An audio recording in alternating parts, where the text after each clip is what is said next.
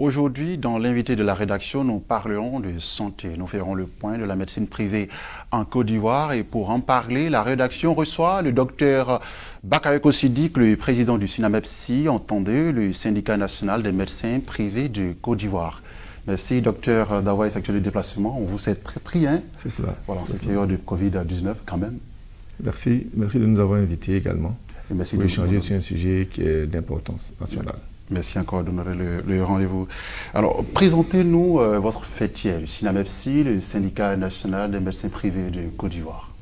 Alors, le syndicat national des médecins privés de Côte d'Ivoire, en abrégé SYNAMEPSI, est né le 1er février 1993. C'est la seule organisation syndicale qui regroupe tous les médecins en Côte d'Ivoire qui exercent en clientèle privée. Ça regroupe donc les médecins qui sont propriétaires de structures privées de santé pour plus de 95% de ses membres.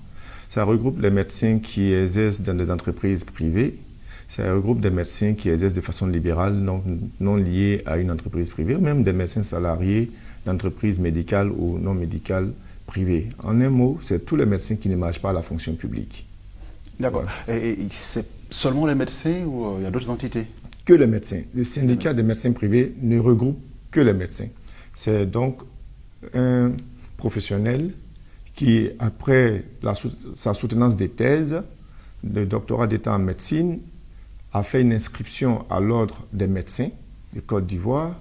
Donc, il est inscrit sur le tableau ordinal. Il a donc le droit d'exercer légalement en Côte d'Ivoire et il fait un choix de carrière.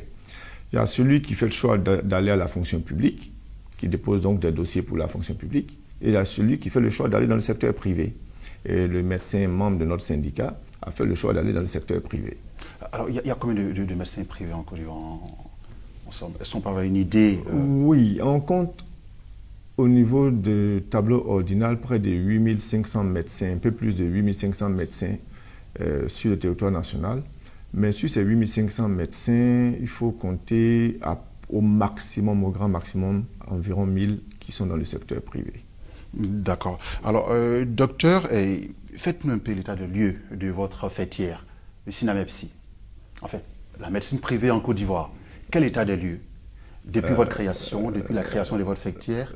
Quel état des lieux aujourd'hui? Il y a forcément des difficultés. C'est deux choses. Il y a l'état des lieux pour la fêtière, mais il y a l'état des lieux de la médecine privée. Pour parler de l'état des lieux de la médecine privée en Côte d'Ivoire, il faut dire qu'il y a eu quand même, depuis la naissance des premières structures dans les années 80-90, un essor au niveau du secteur privé, mais qui, dans son parcours, a connu quelques difficultés. On reviendra sur les difficultés. Il faut reconnaître qu'aujourd'hui, le secteur privé de la santé représente quand même plus de 40% de l'offre de soins, avec plus de 18 polycliniques, avec plus de 255 cliniques, avec un peu plus de 1600 cabinets médicaux privés.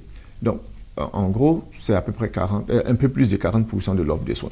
Mais la chose la plus intéressante, c'est que quand même, lorsque nous parlons des spécialités de pointe, lorsque nous cherchons à voir les plateaux techniques de pointe, la médecine privée de Côte d'Ivoire tire la locomotive. Nous avons, pour citer quelques exemples des spécialités de pointe, en matière d'imagerie par résonance magnétique, entendez IRM, nous avons à peu près 14 IRM en Côte d'Ivoire. Sur les 14 IRM en Côte d'Ivoire, il y en a 11 dans le secteur privé et il y en a 3 dans le secteur public.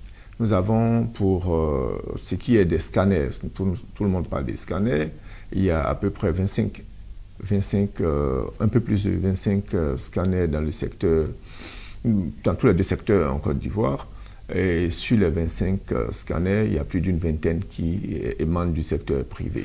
Alors qu'apportez-vous d'autre de façon qualitative au secteur médical? Mais ouais, c'est ce que je suis en train de vous dire. C'est quand même des examens et des spécialités de pointe aujourd'hui.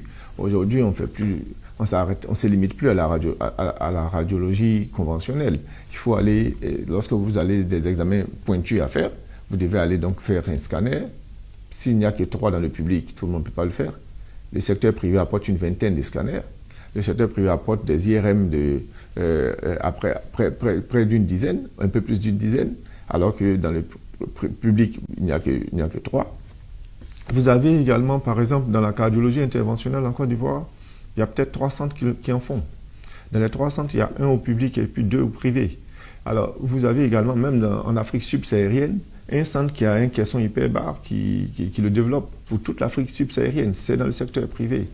Et il y a ce qu'on appelle la procréation médicalement assistée, mais les bons succès, les très bons succès sont encore développés dans le secteur privé.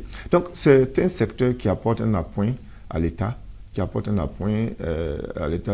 dans son service public et dans la prise en charge des populations. Alors, outre ce que vous apportez de façon qualitative au domaine de la santé en Côte d'Ivoire, il y a forcément des difficultés auxquelles vous êtes rencontrés. Il y a énormément de difficultés. Quelles sont ces difficultés-là? Il y a énormément de difficultés. Les difficultés tournent autour de plusieurs points. Il y a le point sur l'environnement juridique, il y a le point sur l'environnement fiscal, il y a le point sur l'environnement économique et financier, il y a un certain nombre d'environnements réglementaires, il y a un certain nombre de difficultés. Alors, vous voyez, nous sommes aujourd'hui à parler du secteur privé, mais figurez-vous qu'il n'y a pas de loi qui organise le secteur médical privé en Côte d'Ivoire.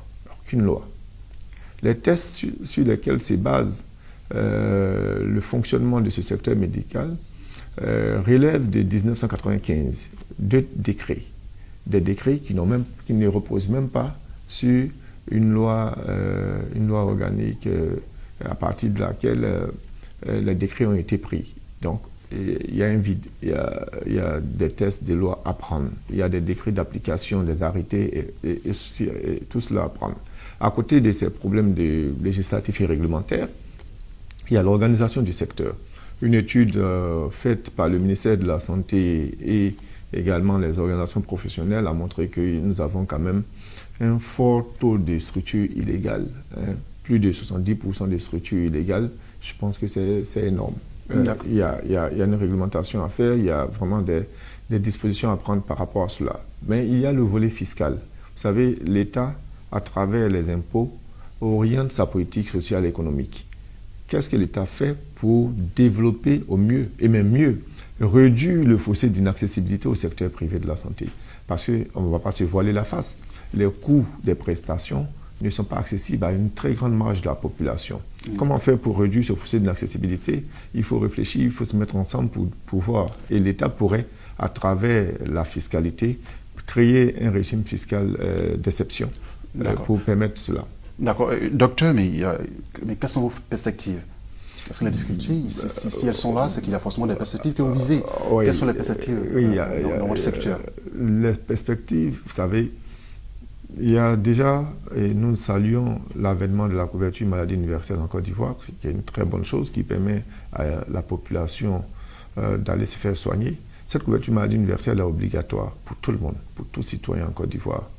À partir du moment où elle est obligatoire pour tout citoyen en Côte d'Ivoire, il faut pouvoir déjà permettre à la population de faire son choix.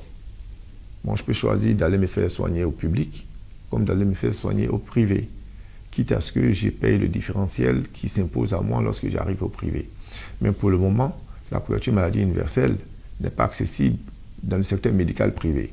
On a réglé le problème du secteur pharmaceutique, mais pour le secteur médical privé, c'est pas possible. Nous tendons la main à l'État pour dire que nous sommes prêts à pouvoir être également une perspective pour la couverture maladie universelle. Deuxième perspective. 30 secondes, rapidement la perspective. Alors, en 30 secondes, ce qu'on va dire, donc, c'est de lutter pour l'amélioration du secteur, de l'environnement du secteur de la santé, amélioration environnement juridique, fiscal et économique, et au niveau du financement des structures de santé, car c'est de gros investissements, et lutter également et accompagner le secteur privé de la santé dans son développement. Merci docteur, merci d'avoir répondu à notre invitation. L'un de votre cabinet, vous avez pu nous consulter et nous donner beaucoup d'informations par rapport à votre fêtière, le SINAMEPSI, le syndicat national de la médecine privée en Côte d'Ivoire. Merci d'avoir répondu à notre invitation. C'est moi. Je rappelle que nous vous recevions pour parler du bilan et des perspectives de votre fêtière, le SINAMEPSI. Merci. Je vous remercie. C'est la fin de ce numéro de l'invité de la rédaction. Continuez surtout de vous informer sur Média.